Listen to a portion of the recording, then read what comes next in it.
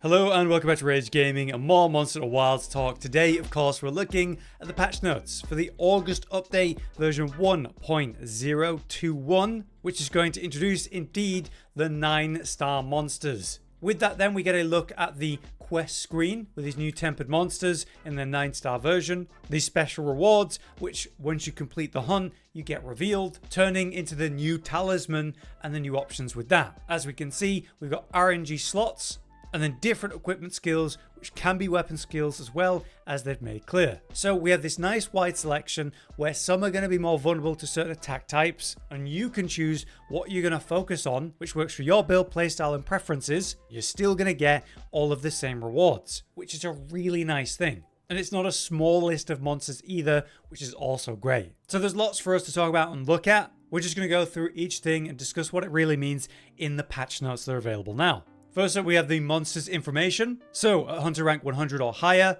we're going to have these tempered versions of 9 monsters as the first set of 9-star quests. This, as it states, is going to be your apexes. Then you're also going to get gore, magala, arkveld, mizu, lagiacrus, and seikret, which is an awesome selection of options. All like high-end monsters in general anyway, tier 3 monsters. But now they're getting that even greater challenge. As a little addition, the regular and tempered versions of both Radar and udra, you're going to start to see those in the arena once you're hunter rank 100. And as they said in the director's notes, as well as these patch notes, as we're hunter rank 100 and higher, the appearance of these creatures, apexes in general, is going to go up. In the director's letter, they say that they're going to appear outside of a time of inclemency, which I look forward to just because it's nice to fight them in different environments and like lusher locales instead of just a grey storm all the time or whatever. So the official name of that new appraisal item that we're going to get from these quests then is the glowing stone. It will randomly turn into one of these new talismans. We're going to learn more about it as we get into the update though, obviously. Also, I should mention, as it says here, the upgrade limit has been increased for armor of rarity 5 and above. So if you've got an armor piece that's rarity 5 and above, you're going to be able to upgrade it defensively a bit more, just to further help you survive the hits that are going to be thrown our way in this update. This is going to be probably the most important thing you can do for the sets you're going to use first, is upgrade all of them once again. Next, we have some sort of mini quality of life stuff. You can now hide and show specific ammo and coatings in the ammo and coatings bar, configured via the ammo pouch and coating pouch, just for some greater control. There's now the recoil aim assist option, which you might want to play around with. They're also letting us set weapons, armor, talismans as favorites. So we're going to see that star icon, which we actually see in the new talisman image they gave us. We can start to sort and arrange by favorites, so all of our best stuff we can quickly find, which is going to be really nice. And there'll be a warning if you accidentally try and sell one of these things, just to prevent you doing that accidentally. Also, we're going to have slightly better directional responsiveness on the world map, so just a bit nicer movement when looking at it. This is interesting for me. Bases and facilities added a new feature related to appraised talismans to the melding pot. An appraised talisman is one that's been revealed. Maybe we're going to be able to slightly alter it. Or maybe it's more of like a dismantle thing, since you know you're going to get a lot of talismans you're not going to care about at all. Maybe it'll be like what we saw with the Sunbreak system. I believe it was called Rebirth or Reincarnation, where you take talismans you don't care about and you put them into the melder to spit out some new ones. Could very well be that, we'll see. Right, this is a pretty big one for your bases and facilities. They've increased the duration of meal effects in general. As they state in the director's letter, they're doing this because these are going to be some harder quests that are going to last a lot longer. And they want us to feel like we're being interrupted less by our meal effects and such running out. So in general, these are going to be longer, which is a good thing. During the bug section, there's a very important line here that you might miss. Adjusted the damage scaling during mounts to tone down the amount of damage reduction applied to non-mounted player attacks. So in English, when someone's mounting a monster, you're dealing less damage. Well, they've actually reduced how much reduction there is there. So you're going to be able to hit harder while another player is currently mounted, which is going to be very important during some of these harder quests and in multiplayer hunts in general.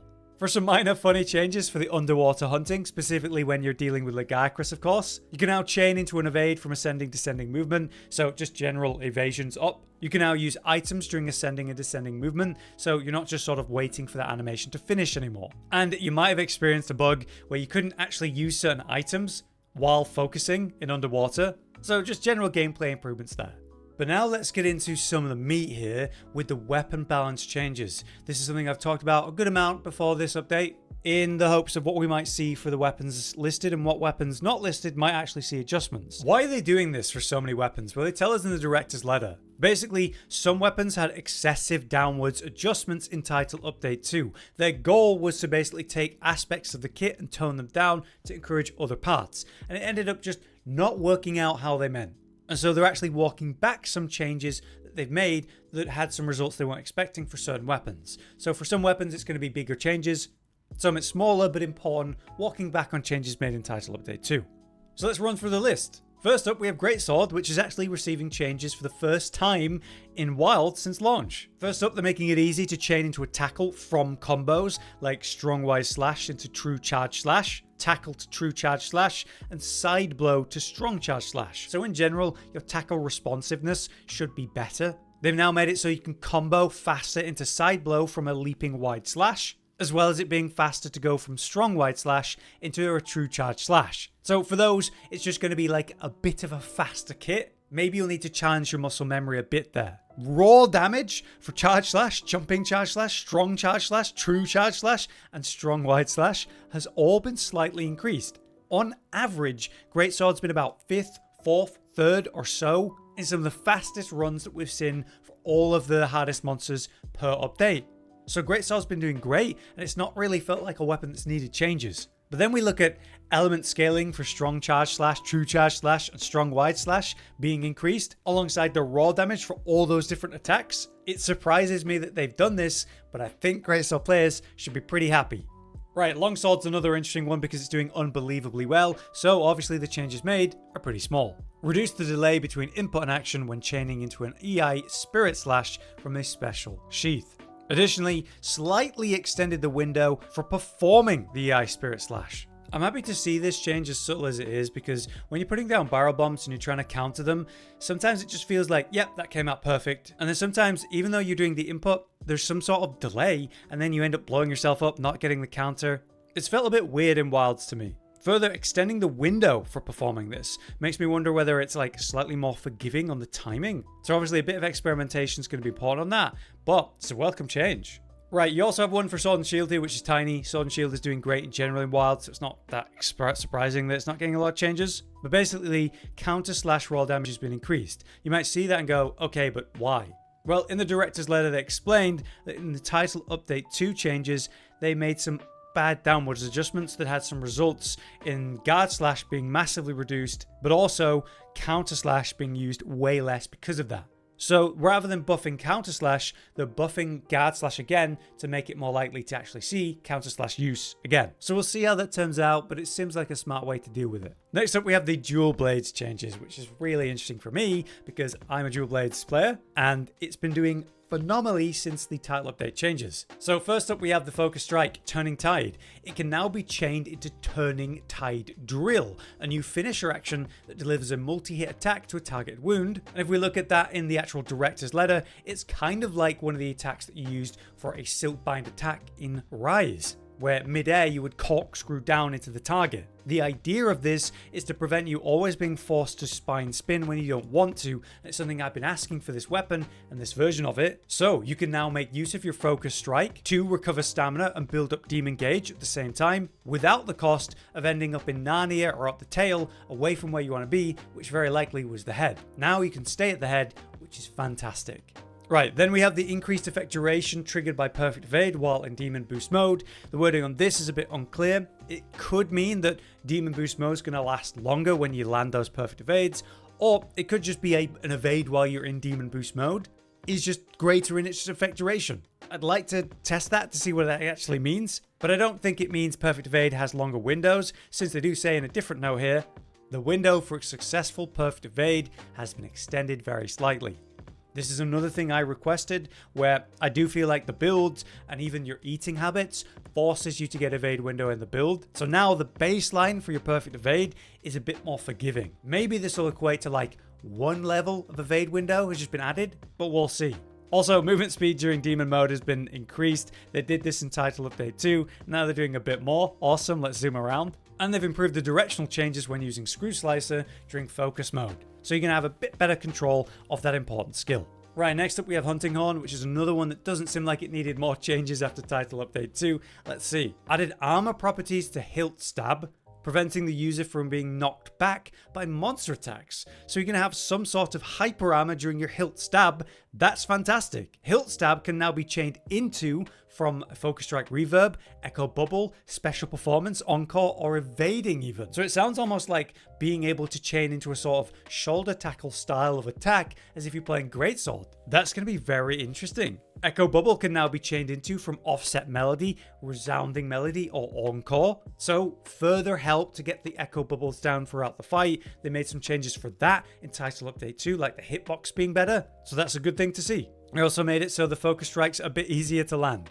For Lance then, we have quite a lot here. The biggest thing that I was hoping for Lance is just straight up damage increases. For one, damage taken when you're in power guard has been reduced, so you're just even more tanky when doing that. Raw damage and element scaling for retribution thrust following a perfect guard has been increased, so that whole take hit and respond, that's going to be even stronger. Wide sweep, reverse attack, finishing thrust, finishing twin thrust, and counter rush raw damage and element scaling all been increased. So yes, that's a lot of different attacks where raw and elements up, which is exactly what we're hoping for. Interestingly, charge counter can now be chained into after a perfect guard or guards with minimal knockback. So while they are encouraging power guard a bit, perfect guarding is still going to be phenomenal, even better.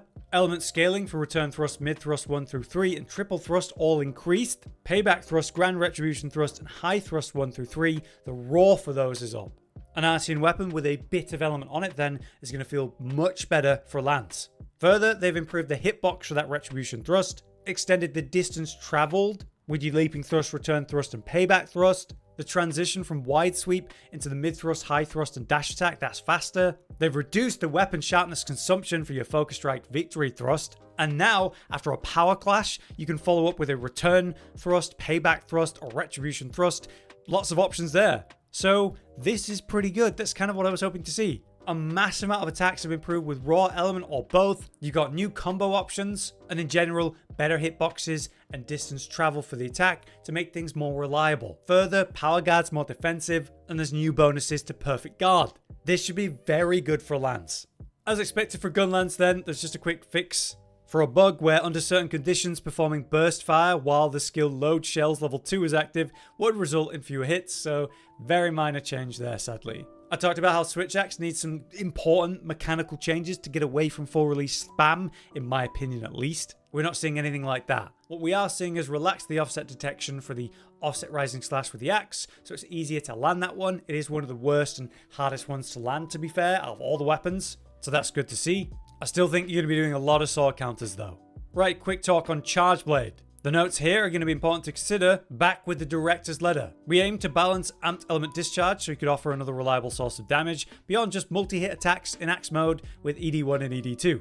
However, they ended up giving it less power overall and did not give the player more options. So they've revisited those adjustments. Increased damage via enhanced vials is reflected while in power axe mode to make that better. So in the patch notes we see raw damage for element discharge 1 and 2 is increased again. And raw damage from multi-hit attacks while in power axe mode has been increased. So they overdid it. ED1 and 2, when an enhanced vial is used during power axe mode, the explosion damage properly reflects the enhanced vial's effect. So they're going to feel a lot more meaty.